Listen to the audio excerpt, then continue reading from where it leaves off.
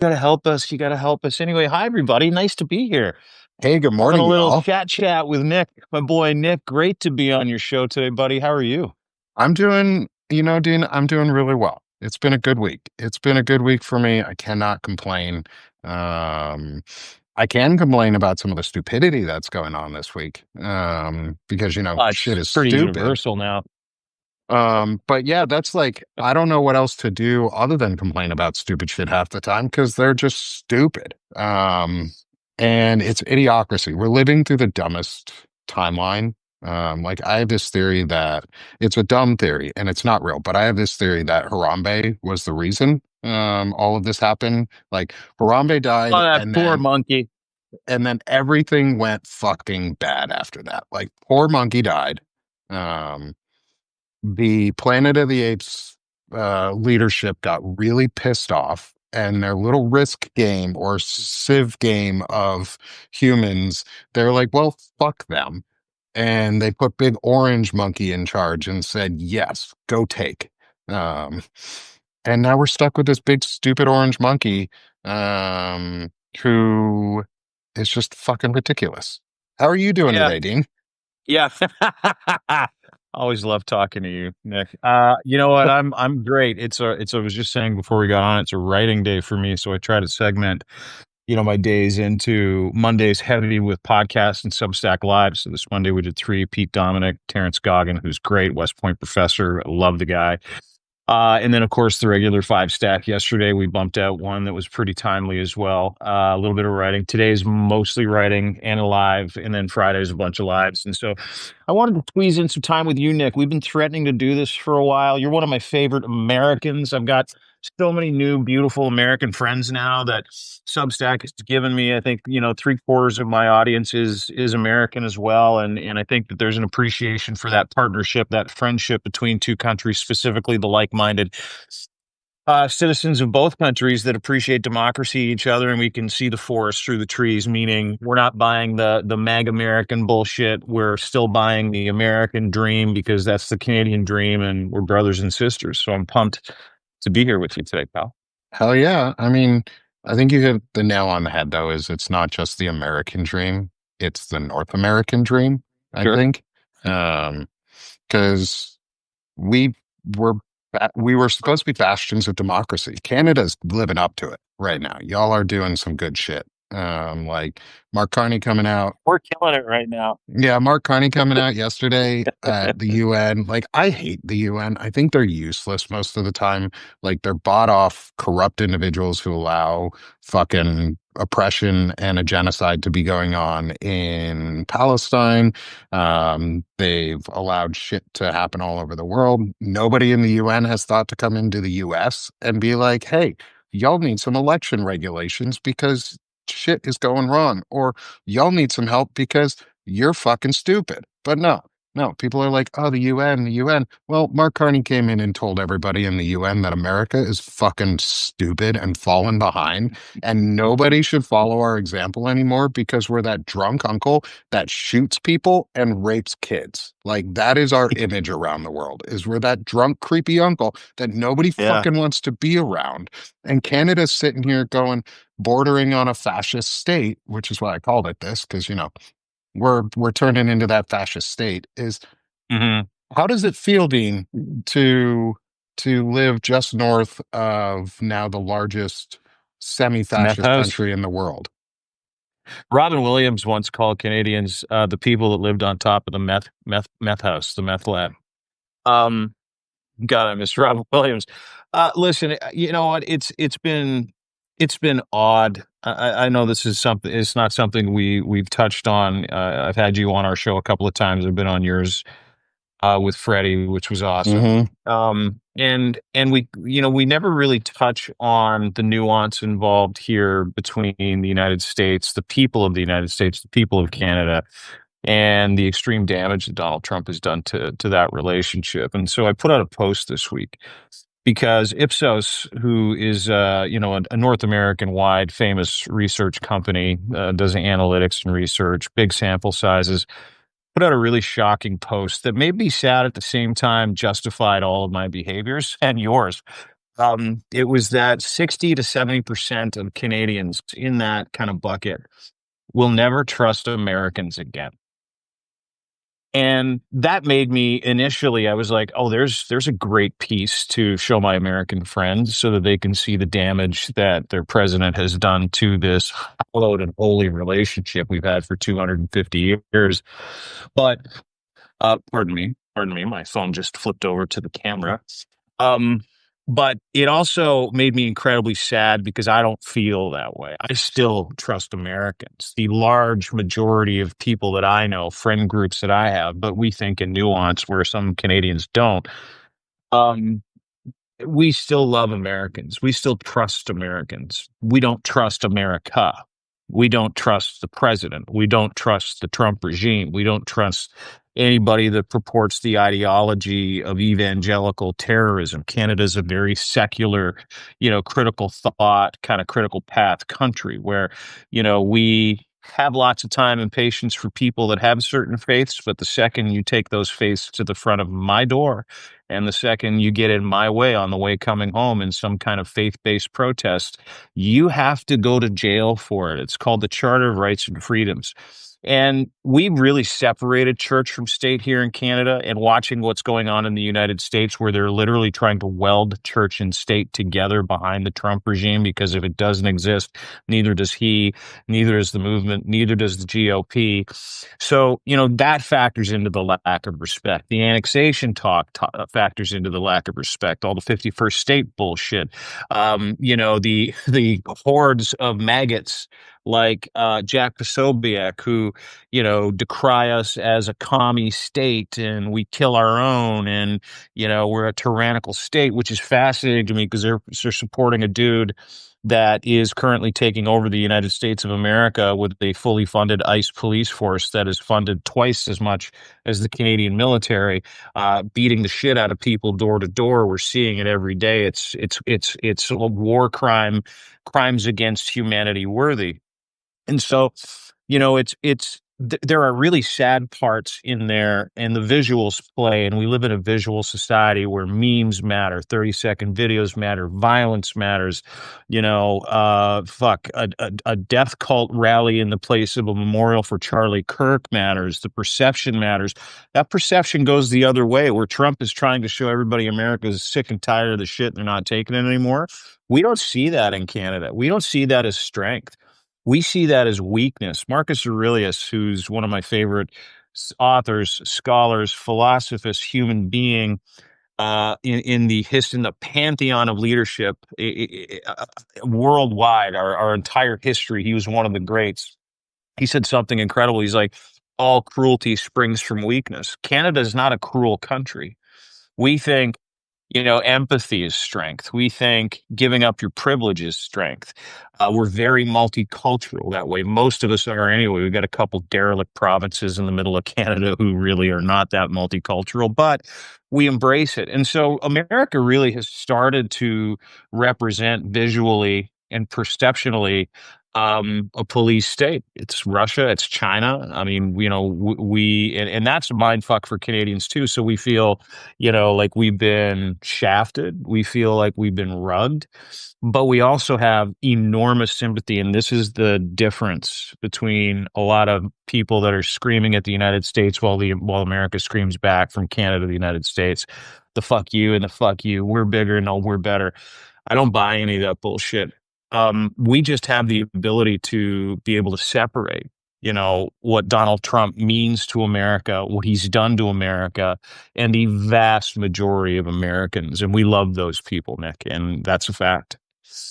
I'm glad to hear that, Dean, because I mean, I really appreciate the fact that you come on and hang out with me, that I've gotten the chance to come on and hang out with Mm, you and Zev and Lev and half the folks that I've been watching for like years now, or at least over a year, and just getting to know what you guys are doing. It's amazing to be a part of that and get the chance to like support that work and build on it. Um, is what are your opinions after yesterday? Like, let's just take yesterday for Well, what there's a lot of happened at the stuff that UN. happened yesterday, Nick. So you're gonna have to be more Yep, specific. We yep. had Donald Trump blaming the escalator on the deep state and the escalator. The deep state wrecked the teleprompter.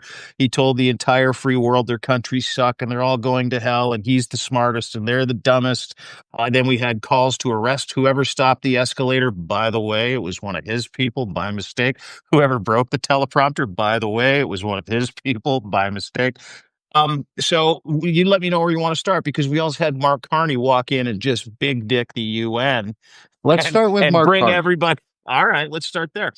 Because Um, I don't care about Donald Trump. He's a giant turd and piece of shit.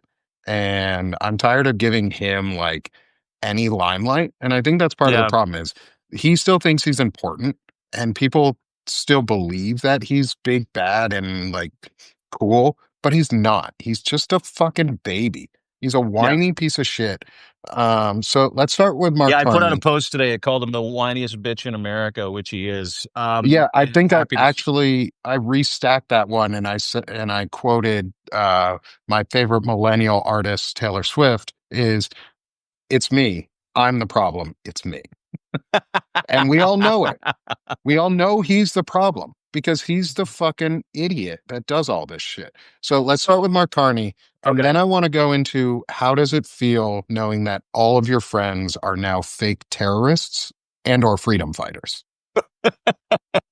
Those are a couple of great questions there and a little bit to unpack.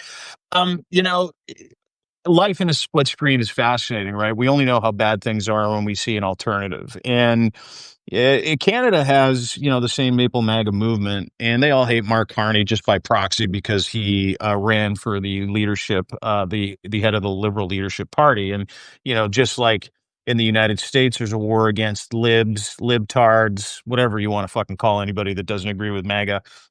We have the same small faction up here. Mark Carney doesn't play that. The previous prime minister, Justin Trudeau, did, but he was a drama teacher and he sucked too. So, anyway, long story short, Mark Carney came in and had to deal with an economy that was in trouble, had to deal with culture war that was tearing this country apart at the same time. But the unity that came from that split screen of seeing what Donald Trump was doing and the importance of having a professional diplomat, an economist with a PhD who's the head of two different banks, so Canada, Bank of England, with an impeccable record, service record. He was fiscally very conservative, socially very liberal. It appealed to all of us and all the people that were like, I hate Justin Trudeau, and I count myself to be one of them, even though I had very social leaning perspectives, socially aware. Call me woke. I don't care what you call me. I don't have a party that I vote for. I don't have a party that I'm a member of. I am apolitical. And I saw the values of this man, and the rest of Canada did, and we turned our brains on, voted for him, and boom, all of a sudden we've got this split screen, and then Donald Trump becomes, the prime minister, and what does he do?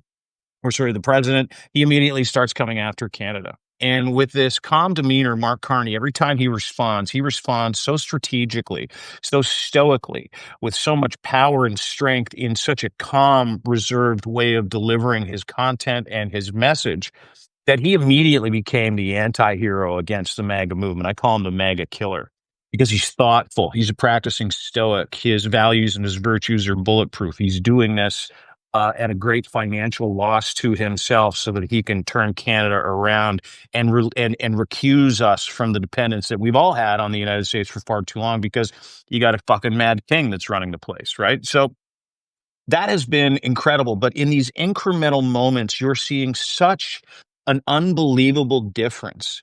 He walked into the UN the other day after being threatened by Netanyahu, after being threatened by Donald Trump for more tariffs if he declared Gaza its own sovereign state. And he didn't say no. He didn't negotiate.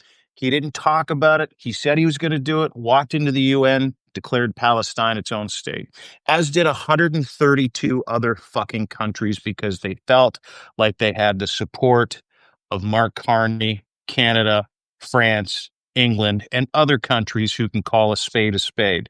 The Bibi Netanyahu misrepresents the Israeli people, that Bibi Netanyahu is a war criminal, and that he is committing genocide against the Gazans. He also separated the idea that Hamas and Gaza are the same thing. He wants the eradication of Hamas and the freedom of the people of Palestine to live in peace and security as he does the people of Israel. So the nuance there was very important. And it left everybody stunned and brought the UN to its feet. The UN came to its feet. Then, shortly after that, he went to the Council on Foreign Relations with Tom Froman, and he did an hour-long sit-down.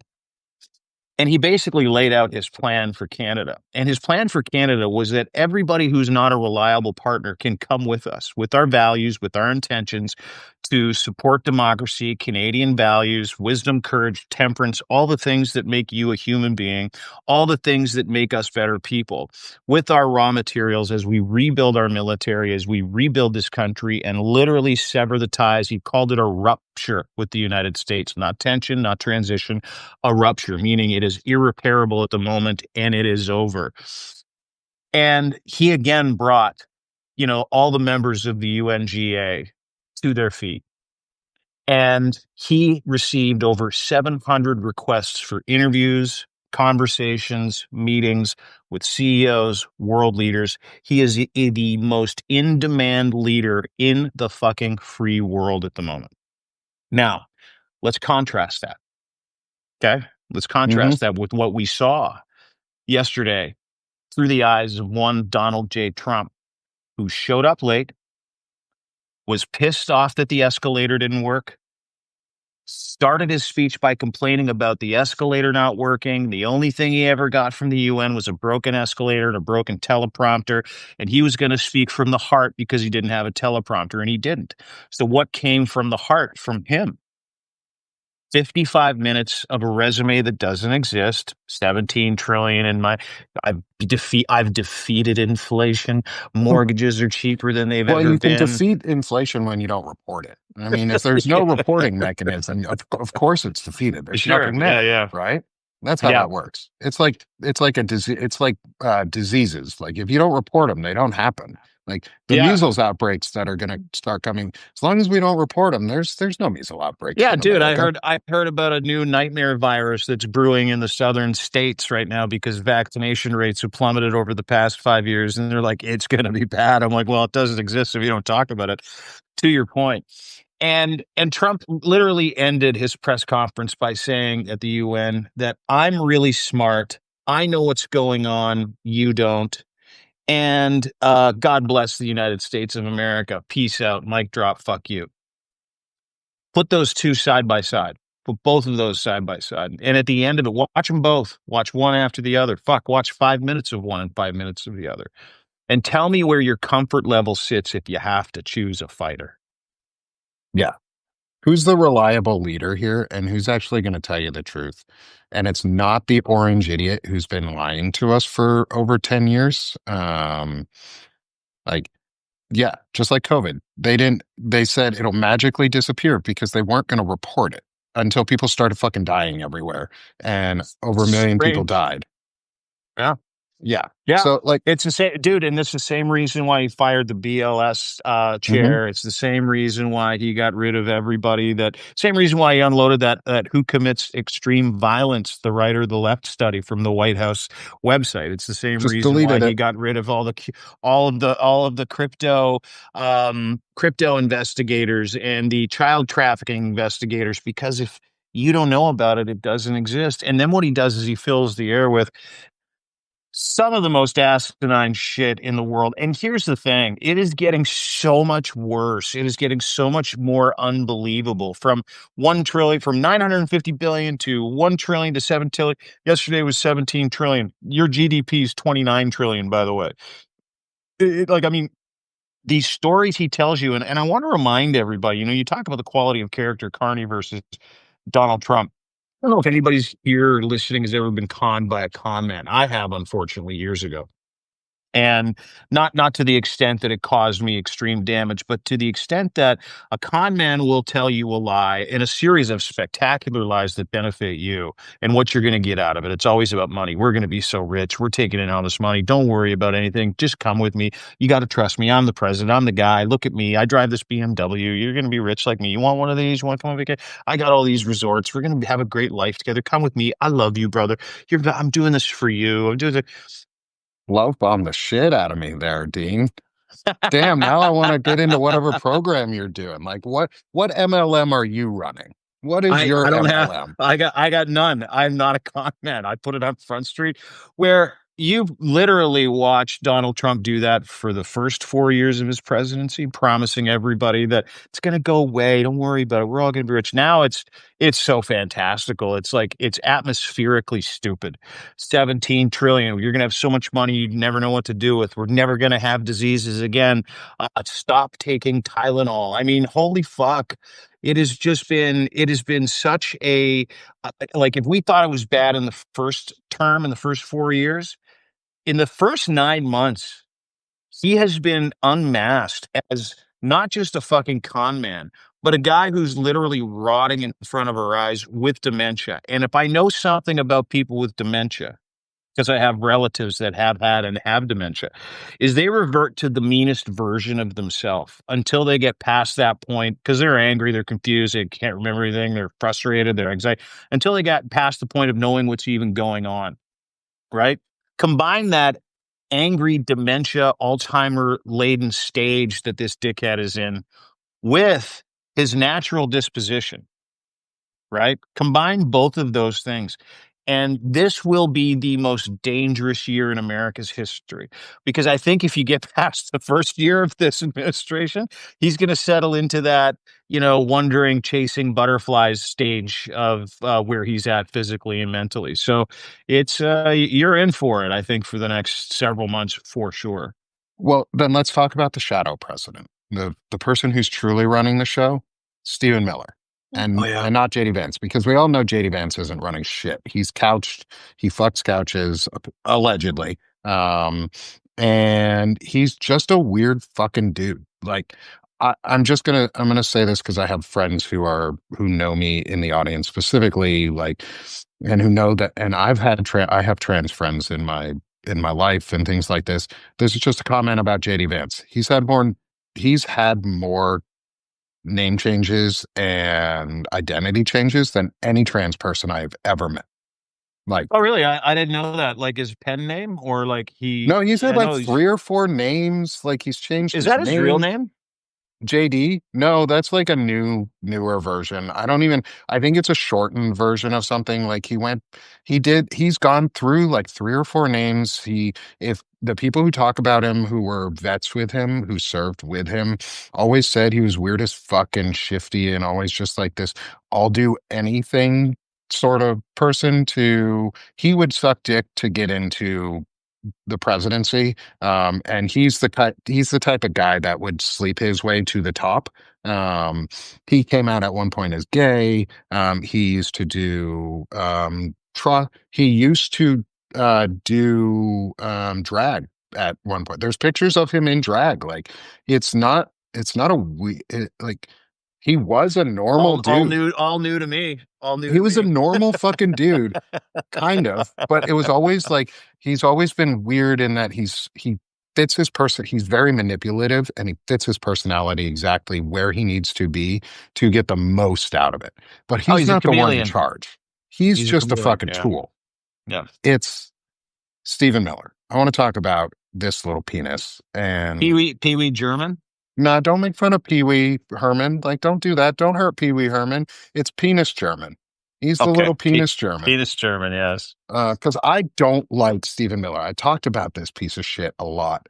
And like he and I are kind of the same age-ish. He's a few years older than me, but he looks like he's dying. Like he looks like just the most evil man. He's got little penis syndrome, maybe even micro dick syndrome. Like he runs around and screams at people like he's never been laid before even though he's married. He also kind of runs around like his wife left him for Elon Musk and became part of that harem there. Um, Part and of his he's Space Town harem. Yeah, yeah, yeah. yeah, He's got a whole like harem down there. Yeah. what's going on there? Like is he angry at Elon? Is he angry at us? Is he angry at himself? Like, what do you think about Stephen Miller?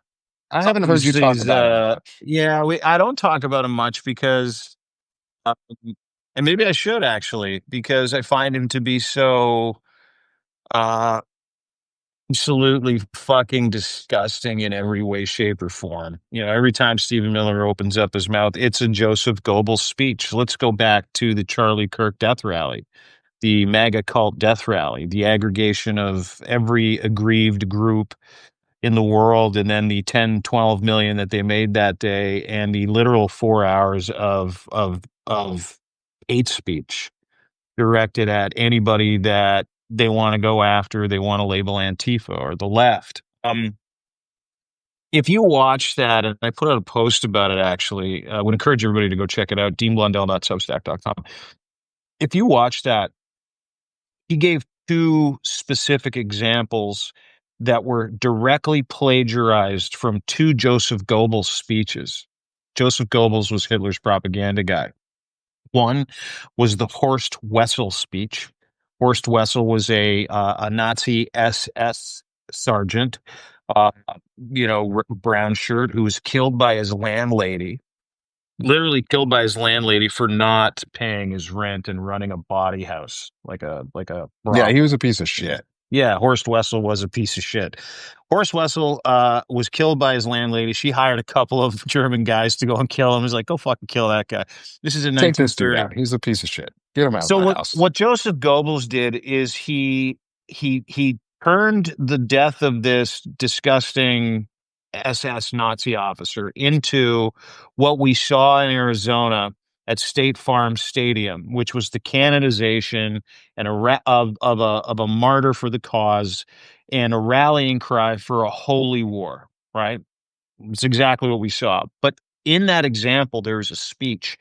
In that speech, he talked about what, and I shit you not, Joseph Goebbels, almost to the letter. You have no idea what you've unleashed. You've unleashed the dragon. You've unleashed the storm. The storm whispered to me, "I am the storm," and I whispered back, "No, I am the storm." To the storm, it was called the storm. That was the name of the speech. It's world famous. And all these historians kind of jumped in when they were watching, these clips come on. They're like, "Oh my God, that is a fucking speech from 1930. That's the Horst Wessel speech." And then he plagiarized the speech from 1933. That speech was, if you remember, Stephen Miller talking about, "You are nothing, you have nothing, you will do nothing, you are a bunch of nothings, you're terrible, we are virtuous, you are not, you are evil, we are great." That's from another speech that Joseph Goebbels used to gin people up in 1933 prior to Hitler becoming the chancellor. I believe it was shortly after or before the Reichstag fire. So, what Stephen Miller represents is nothing more than the fascist Nazi ideology playbook, and he's the new Joseph Goebbels. And I shit you not when I tell you that he plagiarized those speeches, and he literally patterns every response after how the Nazi Party managed to kettle 9 million Germans from 1930 to 1945. And so when you ask me what I think about Stephen Miller, not only do I think he's overcompensating for being a white supremacist and a Nazi, not only do I think he's got a small dick, not only do I think Stephen Miller represents the worst of humanity, I think Stephen Miller represents the worst impulses and instincts of the worst people in the history of humanity. And if given the opportunity, which he's been given the opportunity, he will kill people, which he has. We watched today, just happened this morning, ICE detention facility in Hmm. Texas. Not detention facility, field office. Field office, ICE field office, where a sniper killed two, I believe, migrants, if I'm not Yeah, to so understand. yeah, so right now the latest reporting on that, I actually have it pulled up, Please. is that two people died, three people were shot. The only people shot were those being held in the ICE detention facility and not any of the ICE law enforcement, not pro-Nazi, whatever, hate people, they did not get shot at. The response from the White House was very quickly, they're shooting at law enforcement, yet nobody in law enforcement was shot at. Only immigrants were, and two have died. One is hospitalized, and the guy shot across the street. And I corrected you, Dean, there on um, hold it or the field office versus detention center because Please. people have been talking about that, and I think it's important to have a distinction on that because a field office is more like a police precinct building Hmm. Hmm. where they have holding cells, they can talk to you, you go in with your lawyer. It's like an FBI field office, things like that. It's an office building. People are like, how did this person get in? It must have been an insider, like somebody on ICE did it. No, it's an office building in downtown Dallas, basically. A detention center is a prison or a jail. Like, so if this had been a shooting at an ICE detention center, this would be even worse. Like, but this Mm. is bad enough. Like, this building was also the threat of a bomb threat or had a bomb threat the other week. Um, so people are mad about ICE and things are brewing in America, but they also haven't released any information about the shooter themselves, Hmm. which anytime that I hear that from this administration where they do not release any information about the shooter, the primary assumption is that they were white and right wing. And try and cancel me. I don't work for ABC. I think this person personally, and this is just speculation. So please, everybody, I'm speculating here for a second, is I speculate that this individual was white, was probably either a Groiper or a MAGA member, and was far right in their ideology and just wanted to kill people. Like, Mm. and Mm. wants to instigate something because they need a false flag. Because here's my theory: is we keep talking about Goebbels and we've talked about the Rockstead or Reichstag fire and like coming into power and consolidating everything and martyrdom. I talked yesterday with a friend. I do a show on that's called Nazi Tuesday, and we do Nazi Thursday stuff, and it's nationalist Christian discussion. I'd love to have you on sometime to talk about your like deconstruction of your faith and or like leaving a very The structured. evangelical movement at the age of Yeah, 19. Yes, yes, because I yeah, realized it was a cult. Yeah, yeah, happy to. More than happy yeah, to. Yeah. and but like they aren't. I don't think they're going to be able to do it with Charlie Kirk. And I want to get your opinion on this, especially around like martyrdom and like silencing of free speech. Is people push back? People push back Yeah. really hard and continuing to push back. Like, don't stop boycotting. Boycott Nexstar, boycott Sinclair, every single one of their fucking advertisers. Get off of whatever they are advertising on their networks. Stop paying for them. But what do you feel, or what are your thoughts on if this fails in terms of creating a martyr, because they're trying to martyr and saint basically make Saint Charlie, is if it doesn't work, what do you think is going to be the next step? Well, let's great question. And let's finish unpacking, what Stephen Miller has caused because it wasn't just this shooting; it was Charlie Kirk shooting. It's the death and the torture and the detainment of literally tens, maybe hundreds of thousands of legal migrants in the United States, Americans in the United States. He has managed to incentivize and motivate maybe some of the worst human beings in the world to join ICE so they can kick people's asses and steal people's right to fundamental free speech and basic human rights. So, if you wanna ask me again what I think of Stephen Miller, he is, if not the worst fucking piece of shit in the United States, not named Donald Trump at the moment. And the people behind him that have engaged in this process all deserve to be at the Hague. They all deserve to be hit with war crimes. They all deserve to go to fucking jail for the rest of their lives. They all deserve a Nuremberg type experience. And Stephen Miller should be front and fucking center. The sainthood and what they're trying to do with Charlie Kirk, that's a different question. But, is it working? Yeah. Absolutely, it's working. I mean, you watch Jimmy Kimmel last night come back and apologize effectively for saying I did not, and he was very heartfelt. He cried. I didn't mean to make. I wasn't making light of a young man's death. And then he started to push back on free speech. But that man lost a week of his life. That man and people around him questioned whether or not they'd have a fucking job. He took Jimmy Kimmel off the air because he is trying to make it illegal to take Charlie Kirk's name in vain. That's the canonization of an individual. That is America's Horst Wessel moment. We're watching it right now, and it continues. The Nazi Party generated hundreds of thousands, if not millions of dollars, getting people to donate to avenge Horst Wessel. Watched it happen.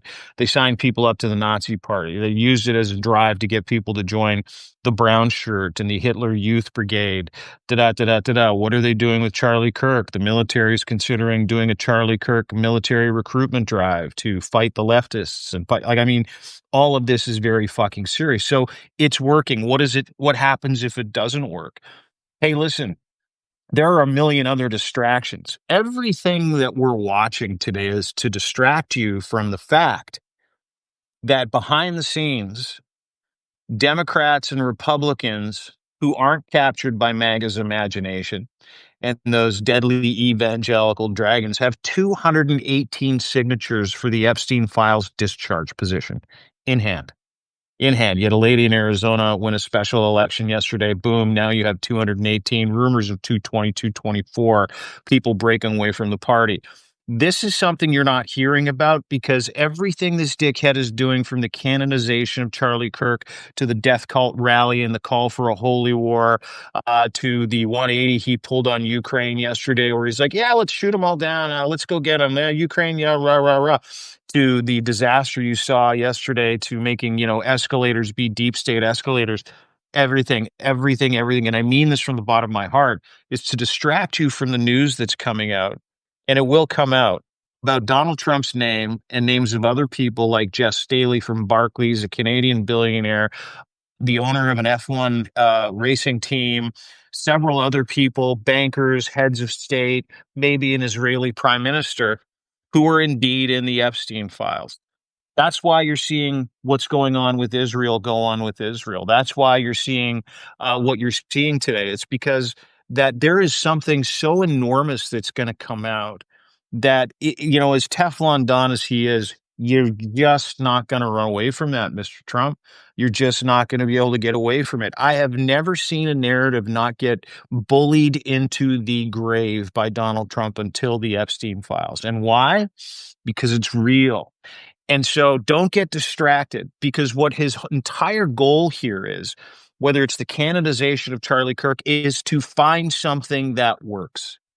And again, Charlie Kirk works today, yesterday, last week. It's probably not going to work tomorrow, because the Epstein files are a beast of its own.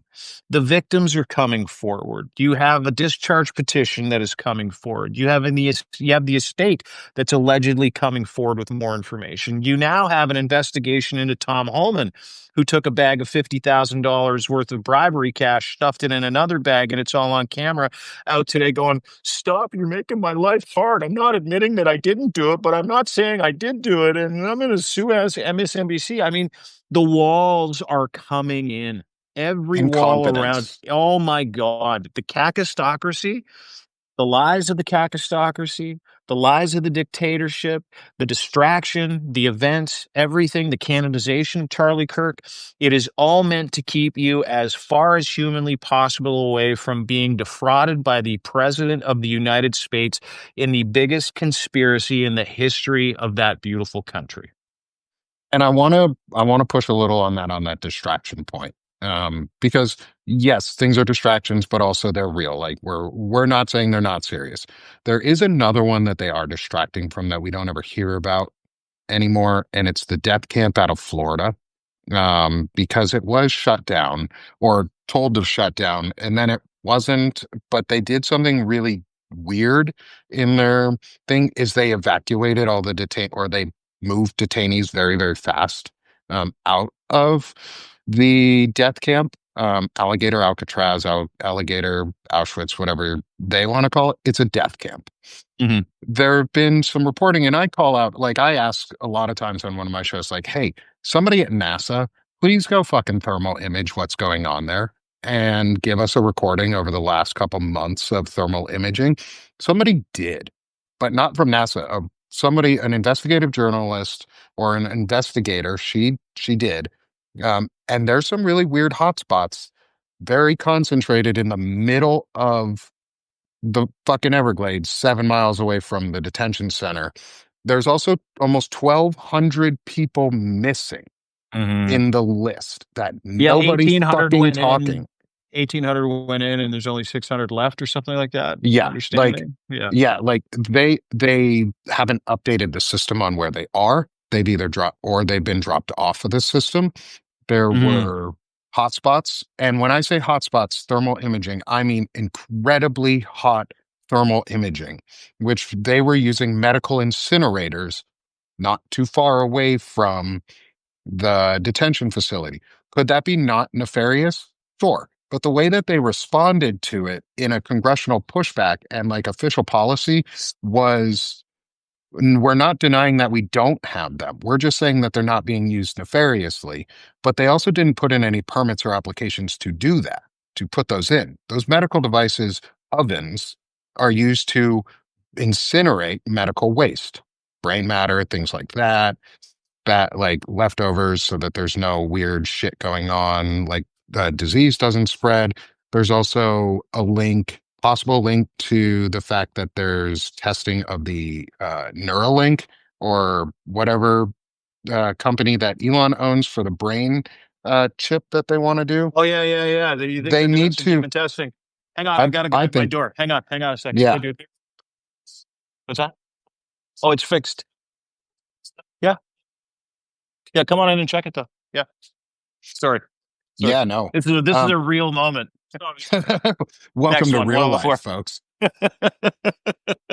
Is like and Well, okay, so let I'm me not ask you some saying that they questions. are doing it, but I am saying Right. there are some weird coincidences in that area because Elon just got permitted to do human testing out of the University of Miami Medical Center, which is not very far from there.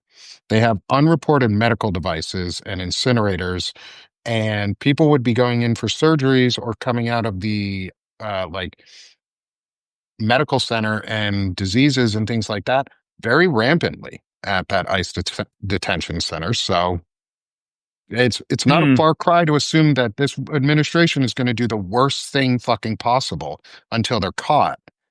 Um, Listen, I don't doubt that they'll do the worst thing possible until they're caught. I mean, that's Trump's entire MO. Do it and go as far as you can. And when you get charged, claim the Fifth Amendment and then blame everybody else. I'm not saying that at all. That those are interesting side notes. I mean, yeah, it's the first that I have heard, but my focus is in other places. The first I have heard about, any type of medical waste or maybe human testing. I mean, it's very interesting. That sits in a cauldron of topics where you're like, ooh, do I go in and touch that or do I not go yep, in and touch that? But at the same time, I mean, where are these people, regardless of any type of sleuthing or thermal imaging or dot connecting? Where are 1,200 of the 1,800 prisoners that were kidnapped and disappeared illegally by the Trump administration and thrown in a fucking concentration camp in the Florida Everglades? What is the status of these camps? Because the Everglades and Alligator Alcatraz, that's not one of them. There's several of them. There's one in Arizona. There's one in Michigan. We're not hearing about any of those. We're busy talking about other things. And so, the other things and the distraction for the other things, and here's the thing, and I will give you this, and I think that this is important. much like Trump's, venous insufficiency diagnosis, where they gave you a little bit of information, but you'll never know the entire truth until the dude dies and we have a fucking autopsy of how unhealthy he was. Hmm. We're never going to find out about the absolute human atrocities. We're never going to Yeah. find out about the crimes against humanity that have been going on in the United States of America, in detention facilities, in Alligator Alcatraz, in concentration camps, on the way to these planes that are disappearing people to Seacot in Uganda and Venezuela and other countries that have willingly taken, American migrants, legal or illegal, or American citizens as human traffickers, as horse traders of humanity. We're never going to find that out until the tanks roll up to the fucking front door and a full accounting and investigation by whatever government, hopefully not one of his, hopefully not a MAGA government, decides that they are going to uncover the disgusting, ugly fucking truth about what actually went on in those facilities. Yeah. And I want to make sure it's clear. I am not saying that those happen for everyone in the audience. I'm not saying that this is exactly what's happening. It is a theory that has been presented. It is a fairly sound idea. Like it's hard to poke holes into the theory. I linked it in the show in the chat. And I'll send you it just so that you can watch. It's an interesting video. Yeah, And she please. I'd does a love to lot see of it. work. The individual who does it does a lot of work and is talking about other things going on as well. But this was one of the focus points that I've been talking about is what the fuck's going on in uh, Florida, plus the other death camps that we don't hear about. Like, Mhm. we're not talking about these people being killed in concentrated ways in concentration camps that lead to genocide and or a Holocaust. Like, we're on the edge of building our own American Holocaust through an apartheid system. Mhm. Um, how do you see us continuing to work together as Americans and Canadians then to fight back? Because I think that's what it's going to take is both us and Mexico to come together as citizens. And I know Mexico's been on the outside of this for a little while, and that's not our focus because neither of us are from there. Um, but how do you think Americans and Canadians can revitalize our relationship of citizen friendship where we value democracy together and work together? That's such a great question. I don't think that has disappeared in its very essence of what that relationship is, and I think you can judge that by the longing, of most Canadians with the ability to put square pegs in square fucking holes, who can literally nuance that conversation and separate MAG Americans from America. Like I said to start the conversation. How do we work together? I think we're seeing it. I think, for lack of a better term, I think you're seeing the rebel resistance take on the empire now. I think you're seeing that rebel resistance become borderless. I think you're seeing, different outlets and people and individuals and movements all start to have conversations on the democratic side, not on the left side, on the democratic side, not on the centrist or right side, on the democratic side. And because that's the conversation that needs to happen. That's the value. That's the model that we need to all feed into is what is the democratic thing that we can do together. And I have been over the past several months, specifically since I've joined Substack, I've been involved in some really incredible conversations with people like Steve Schmidt, from The Warning, former Bush admin guy, former Schwarzenegger guy who literally walked away from the Republican Party, has been predicting this for 7 to 10 years, and it's all coming to fruition. Everybody should follow him. He's like a soothsayer. He can see he can see the tea leaves. He reads them all. The writings on the wall. He's a smart guy, and he started something called the Save America movement. And the Save America movement's fascinating. It educates, it advocates, and it documents.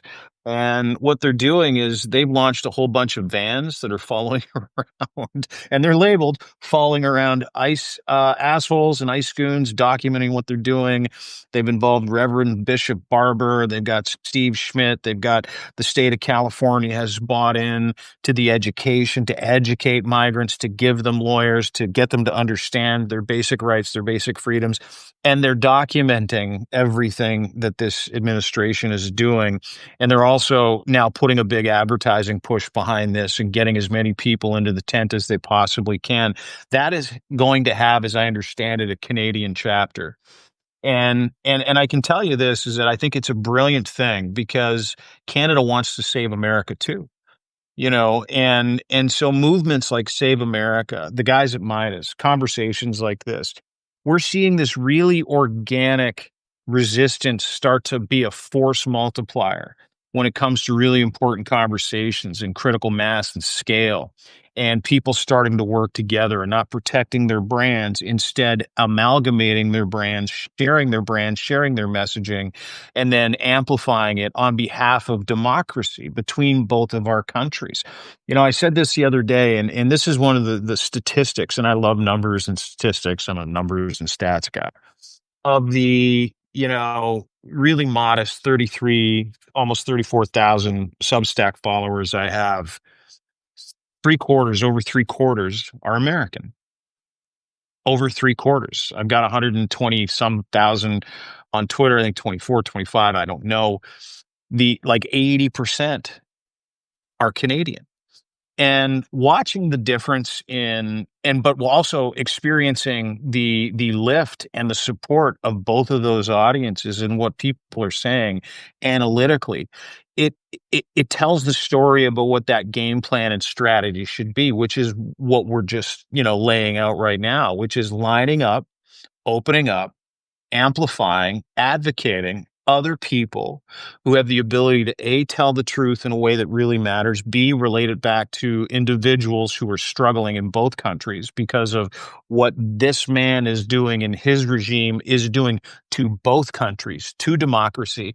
And the saddest part, and this is what really triggers Canadians, and I think it triggers a lot of Americans who love Canada, because fair-minded Americans love Canada. Fair-minded Canadians love America, is we're now becoming very resentful together over what that dickhead has done to our friendship, our relationship. And so keeping those triggers and those principles in mind, I think that you're going to start seeing the amalgamation and the exploitation in a really good way of the media landscape, influencer, news and information and advocacy hub or ecosystem that supports democracy between both of these two countries. And I'm fortunate enough to be part of some merger conversations, fortunate enough to be part of other conversations when it comes to the increasing footprint of a resistance that works together for the good of the people, for democracy, that does it with character, values, and virtues like courage, wisdom, temperance, justice, all to support democracy, free people, free speech, free decision making, and reasonable limitations where it really fucking matters. And so that's what we should do. That's what we are doing. It's going to be really nice to see some amalgamation of some views into specific sites, specific you did it with Banner and Backbone. But we're going to start seeing more cross pollination, and I can guarantee that because, I'm fortunate enough to have been in some of those rooms. So, man, oh man, we live in a different time, and to be for people like us to sort of be pioneers or be involved in the pioneering of what that looks like. Nothing excites me more, because the end result and what we all want is the same thing, which is the return of this friendship between two countries and the return of America to its original perch as the leaders of the free world that are interested in protecting people, loving people, helping people, and sticking up for people who need it most. Dean, I love that. Thanks, man. Like, I'm so glad to Appreciate be you able being to here. talk to you, brother. And it's really nice to hear that we're not alone, because that's the fear, is that we would be alone and that we don't have support from allies. But we do. We do. Our allies are the people that we care about and our friends that we've made over time. And the relationships that we build. And Canada and the US do have a special relationship. They do have a partnership. We are allies and brothers and sisters and others and cousins of each other. Many of us have Canadian relatives. Many Canadians have American relatives. But we're not the same country. We're unique. We're special in our own ways, and that's what makes us great. But we can cross borders because Dean and I care about one thing in all of this is pro-democracy and human rights, is people Mhm. deserve value. Um, and so, Dean, thanks for fucking coming, man. I really appreciate the time. I also look forward to talking to you again here soon, and continuing more discussions around everything that's going on. Everybody probably knows where to find you, but where can they find you, Dean? How can they support your work? Other than just coming in, subscribing to me here, and you is how can they support your work? You can find me at Mabel's coffee shop in about 5 minutes because I'm going to be get my egg bites around the corner. But no, you can find me at Substack, deanblundell.substack.com, Twitter at it's Dean Blundell as well. But everything's on Substack. Always appreciate followers, always appreciate subscribers, and more importantly, appreciate you allowing me to come into your house and have a conversation. And the fact that not only do we find common ground, but we also kind of bring the temperature down a little bit between our countries and reimagine that original very special relationship. And I'd push back on something about Canada versus America, or Canada loving America. Canada doesn't love America right now, but America isn't what we know America to be. Canada loves Americans. Canada appreciates that relationship. And so, what we try to do at deanblundell.substack.com, we do it every day on the five stack, is to sort of act like Radio Free America, where we have the ability to fill you in on some things that you're not hearing in mainstream media, whether it's the 218 signatures that they have for the Epstein files and the discharge petition, or whether it's the true nature and the reality of what you're going through, maybe some things that certain mainstream media outlets are too afraid to talk about or share with everybody for upsetting the giant orange dickhead. But more importantly, we're here to really kind of solidify that bond between both of our countries. And we do that through information, accurate information, but we also do it by having a good laugh. Listen, part of this is if you can't start laughing at how fucking ineffectually stupid your president is at some point, like yesterday, I could not stop fucking laughing at how ridiculous Donald Trump looked trying to go up the escalator, how he's blaming the deep state. And they're all calling for the arrest of whatever White House American staffer slash did it. UN globalist turned off the teleprompter. Dumbass White House staffer. So Or have a hero. laugh at it, Hero. mock it, but know that Canada's not going anywhere, and we love you all. So thanks for having me, brother. Yeah, thanks, Dean. Everybody in the audience, thanks for showing up. Appreciate y'all. This will be live here in about half an hour, 40 minutes. For anyone who wants to rewatch, please share, restack, subscribe, become paid subscribers to both of us. We appreciate it. And Dean, we'll talk to you again soon, brother. Thanks, man. Okay, my man. Be good. Thanks, y'all.